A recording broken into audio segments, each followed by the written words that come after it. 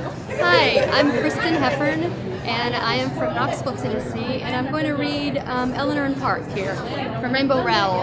And this is a great book. I suggest it for the early teen or tween period, especially those that are going through their first love or their first heartbreak. It's fantastic. It's a love story for the ages, so it has been a banned book, and I am in support of reading all banned material. Especially as a librarian, I think it's vitally important that we, as a community, keep the freedom of information flowing. So I'm going to read a little bit out of chapter 13. Eleanor. She remembered her books today, and she was wearing fresh clothes. She'd had to wash her jeans out in the bathtub last night, so they were still kind of damp. But altogether, Eleanor felt 1,000 times better today than she had yesterday. Even her hair was halfway cooperating. But best of all, she had Park's songs in her head and in her chest somehow. There was something about the music on that tape. It felt different, like it set her lungs and her stomach on edge. There was something exciting about it and something nervous. It made Eleanor feel everything, like the world wasn't what she thought it was. And that was a good thing. That was the greatest thing. When she got on the bus that morning, she immediately lifted her head to find Park. He was looking up too, like he was waiting for her. She couldn't help it, so she grinned, just for a second. As soon as she sat down, Eleanor stunk low in the seat, so the back of the bus ruffians wouldn't be able to see the top of her head to see how happy she was. She could feel Park sitting next to her, even though he was at least 6 inches away. So she handed him the comics, tugged nervously at the green ribbon around her wrist, and she couldn't think of what to say.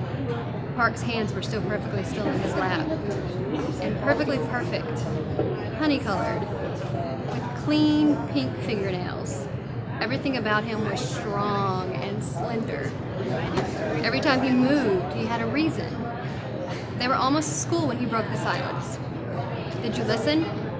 She nodded, letting her eyes climb as high as his shoulders. "Did you like it?" he asked. She rolled her eyes. Oh my God, it was just like she spread out all of her fingers. So awesome. "Are you being sarcastic? I can't tell." So she looked up at his face, even though she knew how that was going to feel, like someone was hooking her insides out through her chest. "No, it was awesome. I didn't want to stop listening. That one song, Love Will Tear Us Apart." "Yeah, Joy Division. Oh my God, that's the best beginning to a song ever." He imitated the guitar and the drums. Yeah, I wanted to listen to those songs over those seconds over and over and over." "You could have," he said. "I didn't want to waste the battery," she said. He shook his head like she was dumb. "Plus, I love the rest of it just as much as I like the high part, the melody. The da da da da da da da da da da." He nodded. "And the voice at the end," she said, "when it goes just a little bit too high in the very end." Park made drum noises with his mouth. "I just want to break that song into pieces," she said, "and love them to death." That made him laugh. "What about the Smiths?" he said. "I don't know who that was what, and I'll write it down for you," she said. "I liked it all." "Good," he said. "I loved it." He smiled, but turned away to look out the windows, and she looked down. They were pulling into the parking lot. Eleanor didn't want this new talking thing, like really talking back and forth, smiling at each other, to stop.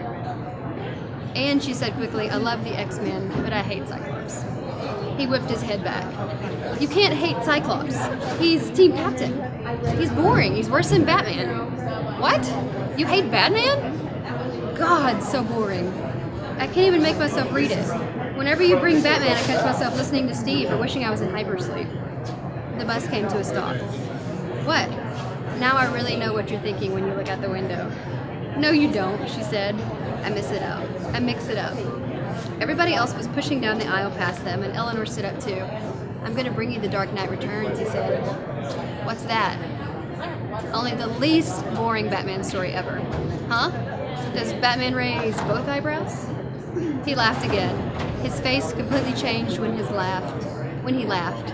He didn't have dimples exactly, but the sides of his face folded in on himself, and his eyes almost disappeared. "Just wait," he said. Park. That morning, in English, Park noticed that Eleanor's hair came to a soft red point on the back of her neck. Eleanor. That afternoon in history, Eleanor noticed that Park chewed on his pencil when he was thinking. And that girl sitting beside him, what's her name? Kim, with the giant breasts and the orange Esprit bag, obviously had a crush on him.